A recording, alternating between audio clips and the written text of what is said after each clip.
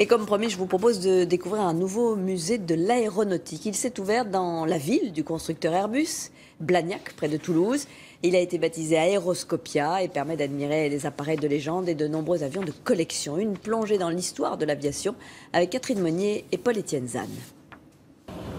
Ici, on peut de nouveau embarquer à bord du Concorde. Le supersonique qui a effectué son dernier vol en 2009 est né à Toulouse.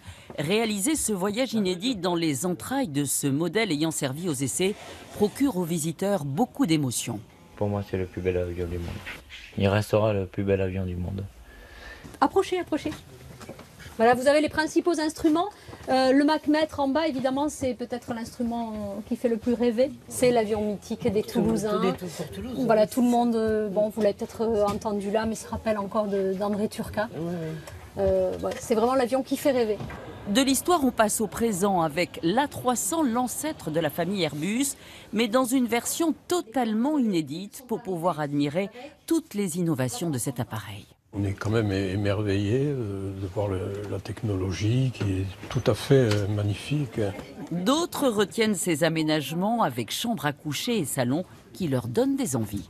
Je pense que si je voyageais dans un avion comme celui-là, ça serait parfait.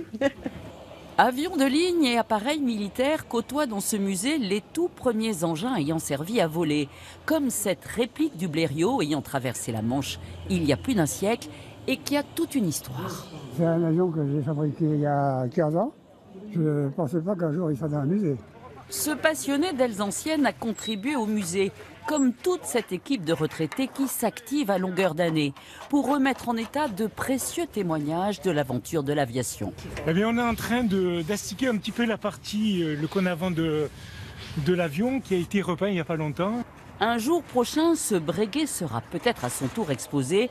Le musée espère 120 000 visiteurs par an et susciter du même coup de nouvelles vocations.